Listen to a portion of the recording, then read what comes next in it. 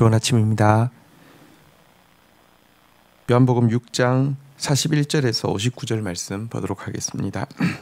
41절 자기가 하늘에서 내려온 떡이라 하심으로 유대인들이 예수에 대하여 수군거려 42절 이르되 이는 요셉의 아들 예수가 아니냐 그 부모를 우리가 아는데 자기가 지금 어찌하여 하늘에서 내려왔다 하느냐 43절 예수께서 대답하여 이르시되 너희는 서로 수건거리지 말라 44절 나를 보내신 아버지께서 이끌지 아니하시면 아무도 내게 올 수 없으니 오는 그를 내가 마지막 날에 다시 살리리라. 자, 예수님께서 자기가 하늘에서 내려온 생명의 떡이다 이렇게 말씀을 하셨습니다. 사실은 이제 떡을 먹고 배불러서 당신에게 먹고 사는 문제 해결해주고 세상의 문제 해결해달라고 하는 그들에게 내가 생명의 떡이다. 내게 오는 자는 결코 줄이지 않고 영원히 목마르지 아니하리다.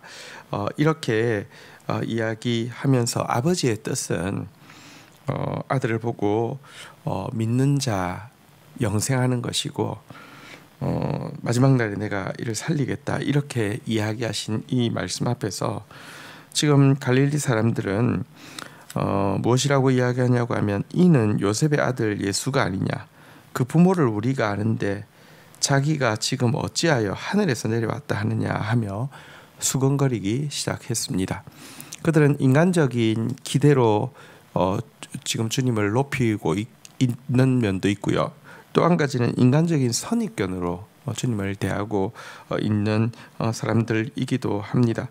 다시 말하면 인간 대 인간으로서 영화를 주고 영광을 받으려고 하고 높여주고 이익을 받으려고 하지 지금 예수님께서 보여주신 오병이어의 확실한 표적 앞에서 그들은 하나님 나라를 바라본 것도 아니고 그들은 예수 그리스도께서 하나님이심을 고백하는 것도 아닌 상태에 있었던 것입니다.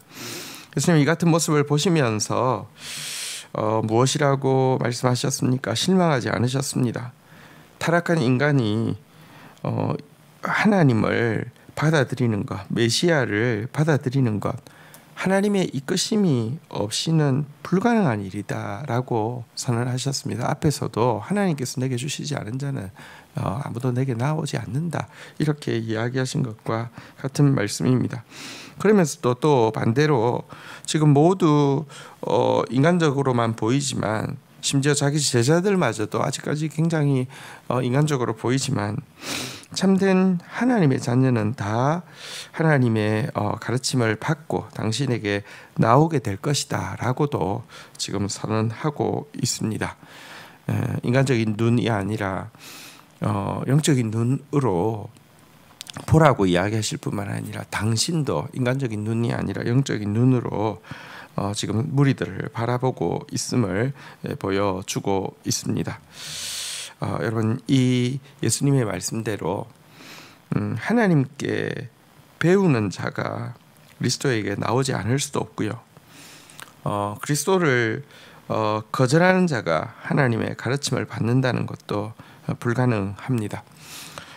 물론 여기 이것이 하나님의 배우심을 받는다, 하나님의 가르치심을 받는다라는 말이 어떤 의미인지 예수님께서 다시 좀 설명해 주고 있습니다.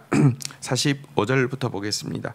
선지자의 글에 그들이 다 하나님의 가르침을 받으리라 기록되었은즉 아버지께 듣고 배운 사람마다 내게 오느니라. 46절 이는 아버지를 본 자가 있다는 것이 아니니라 오직 하나님에게서 온 자만 아버지를 보았느니라. 자, 선지자의 글에 하나님의 가르침을 그들이 다 받게 될 것이다. 다시 말하면 이렇게 이 하나님께서 메시아에게 주신 자들은 하나님의 가르치심을 받게 될 것이다. 하나님께 배우게 될 것이다. 이렇게 이야기했는데, 그리고 하나님께 듣고 배운 사람은 다 메시아에게 올 것이다라고 했는데, 이 말씀이 아버지를 본다는 것은 아니다라고 이야기하고 있습니다. 하나님께서 온자만 아버지를 보았다. 다시 말하면 메시아 자신만 눈으로 아버지를 보았다라고 이야기를 하고 있습니다. 다시 말하면 우리가 직접 하나님을 보기 때문에 메시아를 이렇게 보게 되거나 하나님의 음성을 듣기 때문에 메시아의 음성을 듣는다는 것은 아니라는 것입니다. 거저 하나님의 가르침을 받는다는 것은 예수 그리스도의 음성, 진리 앞에서 겸손하게 귀 기울이다가 예수께서 하나님의 아들이심을 믿게 된다는 것입니다.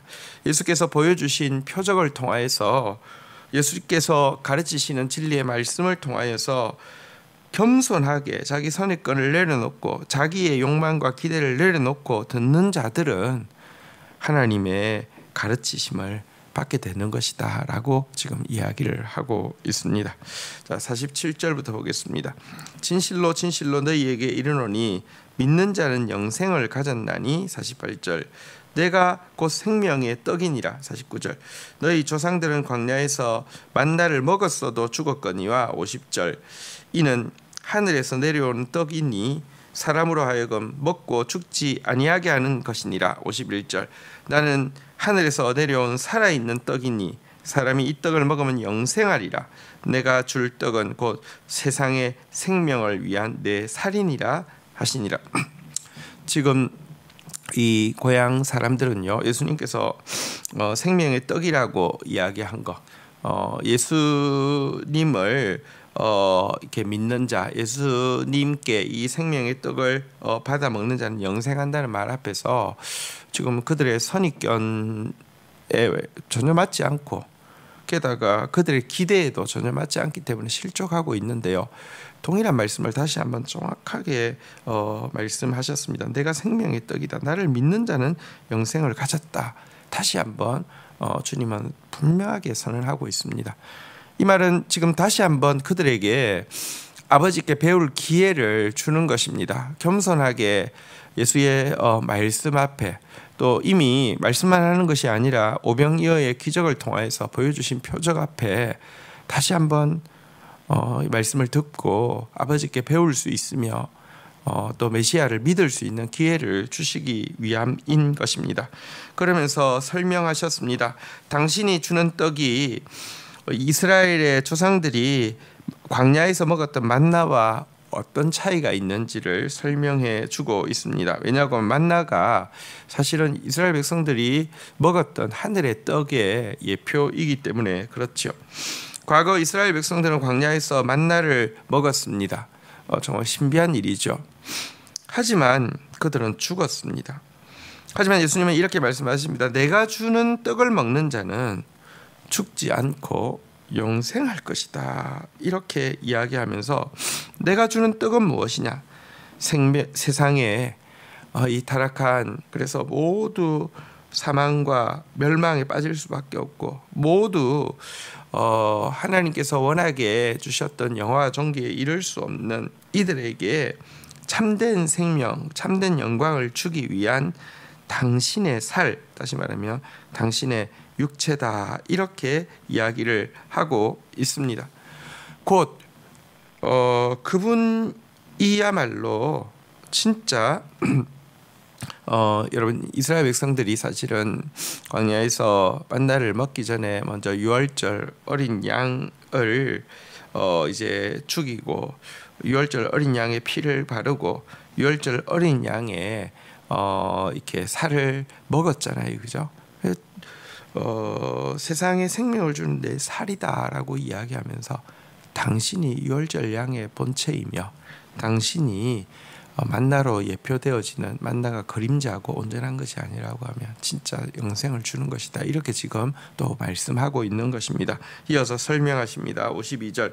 그러므로 유대인들이 다투어 이르되 이 사람이 어찌 능히 자기 살을 우리에게 주어 먹게 하겠느냐. 53절 예수께서 이르시되 내가 진실로 진실로 너희에게 이르노니 인자의 살을 먹지 아니하고 인자의 피를 마시지 아니하면 너희 속에 생명이 없느니라. 54절 내 살을 먹고 내 피를 마시는 자는 영생을 가졌고 마지막 날에 내가 그를 다시 살리리니.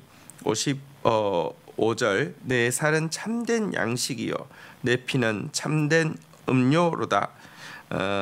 여러분 예수님께서 내 살이 세상의 생명을 위한 떡이다 이렇게 이야기할 때 이제 이 고향 사람들은 단지 이상하다라고 수군거리는 것이 아니라 이제 말도 안 된다는 반응을 보이게 되었습니다. 이 사람이 어찌 능히 자기 살을 우리에게 주어 먹게 하겠느냐. 이것 앞에서 예수님께서 설명하시죠. 내 살과 내 피를 먹고 마시지 않는 사람은 영생이 없다라고 이야기하시면서 당신의 살과 피가 바로 유월절 구원을 위해서 잡았던 어린 양의 본체이다라고 이야기하시면서 내 살과 내 피를 먹고 마시는 자에게만 영생이 있고 마지막 때에 그가 다시 부활로 당신의 나라에 들어오게 될 것이다라고 이야기하면서 내 살은 참된 양식이고 내 피는 참된 음료로다라고 다시 한번 정확하게 선언하고 계십니다. 여러분 지금 예수님께서 이 이야기를 하면 하실수록 이 사람들이 실망하고요. 또 냉담해지고요. 아니 저 길을 가지고 떠나갈 거라는 것을 모르는 것이 아닙니다. 하지만 예수님 눈치 없이 이렇게 이야기를 하시는 이유가 무엇입니까? 여러분 정말 이 진리의 말씀을 듣고 겸손하게 돌이키는 자 외에는 구원에 이를 자가 없고요. 또 아버지께서 주신 자는 어려워 보이지만 이 진리의 말씀 앞에서 돌이켜 하나님께 배우고 믿음으로 예수 그리스도께서 메시아이심을 받아들이게 된다는 사실을 그는 자신부터 믿고 있고 자신부터 그 믿음대로 지금 선언하고 있는 것입니다. 여러분 예수를 믿는다는 것은 어떤 인기 있는 일이 아니고요. 그냥 뭐랄까요 이해할 수 있는 일도 아닙니다. 겸손한 자 외에는 알아들을 수도 없고 용접할 수도 없는 일입니다. 예수님은 어떤 인기 있는 종교를 지금 세우려고 하지 않습니다. 하나님 앞에 겸손하게 나오는 자에게만 영생이 있음을 지금 선언하고 있는 것입니다. 자 그러면서 마지막으로 57절입니다. 살아계신 아버지께서 나를 보내심에 내가 아버지께로 죄송합니다.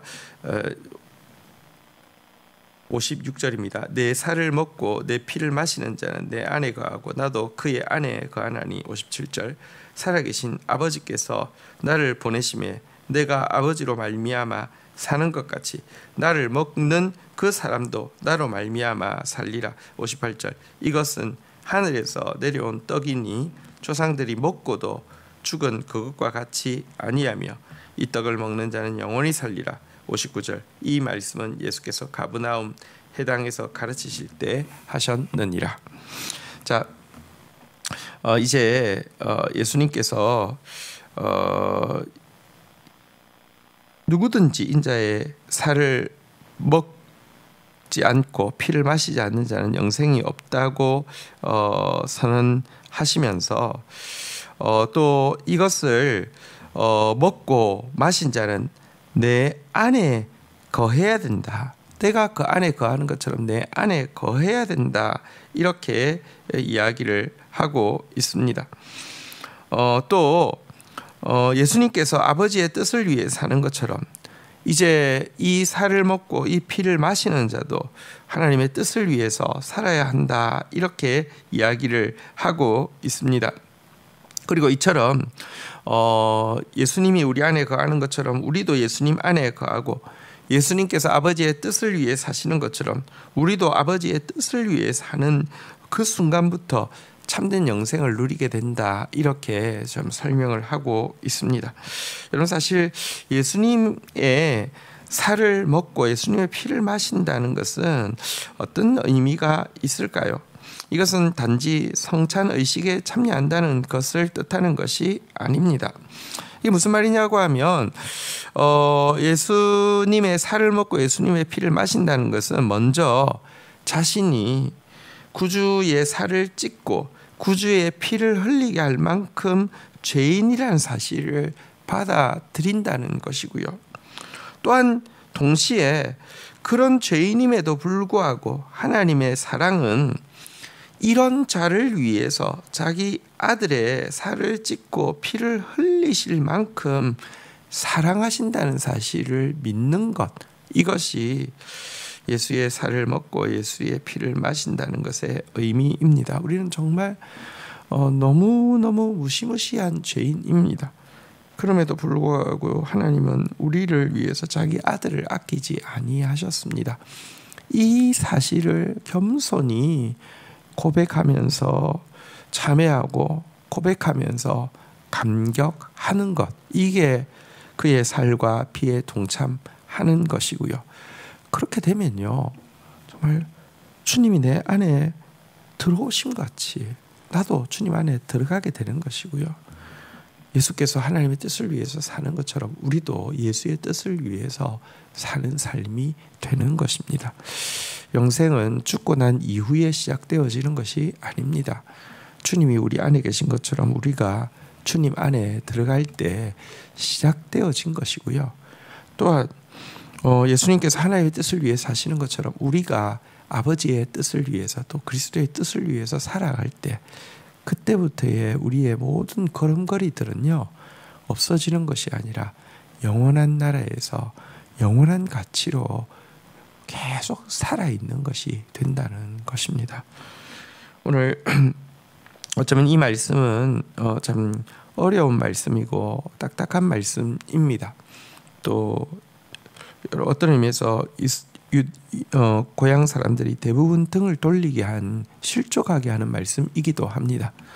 그러나 다시 한번 생각해 보면 나의 욕심, 나의 기대를 내려놓고요, 나의 선입견, 나의 얄팍한 지식을 내려놓고요, 도리어 나의 죄인됨을 인정하고 하나님의 정말 헤아릴 수 없는 사랑을 받아들이면서 나아간다고 하면, 이 말씀은 어려운 말씀이 아니며, 이 말씀은 멀리 있는 말씀도 아니요, 이 말씀이야말로 생명의 말씀이고 구원의 말씀임을 받아들이게 될 것입니다. 이 말씀 앞에 서서 이 생명의 떡을 맛보는 저와 여러분들이 되시기를 주의 이름으로 축원드립니다. 주신 말씀 붙잡고 기도하며 나가도록 하겠습니다. 주님, 예수님의 오병이어의 기적을 눈으로 보았고 또 예수님의 마을 사람들로서 또 예수님을 알고 있었지만 그들의 욕망, 예수님을 향해서 가지고 있는 그들의 인간적인 기대와 또 그들이 예수님을 향해서 가지고 있는 선입견, 인간적으로 요셉의 아들 또 그들이 알고 있는 예수의 형제, 이 선입견이 예수 그리스도의 말씀을 더 어렵게 하고 예수 그리스도의 말씀에 대해서 낙심할 뿐 아니라 예수 그리스도의 말씀에 대해서 비웃고 배척하게 하는 모습도 보게 됩니다. 주님, 우리가 주님 앞에 나오는데 나의 인간적인 기대 혹은 나의 인간적인 선입견 여전히 가지고 나오는 자 되지 않도록 주님 은혜 베풀어 주시옵소서. 주님의 생명의 말씀 앞에 겸손히 섬으로 말미암아 주님께서 행하신 표적 앞에 겸손히 섬으로 말미암아 예수를 바르게 본 자가 되게 하여 주시고 예수의 음성을 듣는 자가 되어질 수 있도록 도와주시옵소서. 주님, 우리에게 생명이 없습니다. 그러나 주님, 당신 안에 생명이 있습니다. 우리는 정말 당신을 십자가에 못 박아 죽일 수밖에 없는 죄인입니다.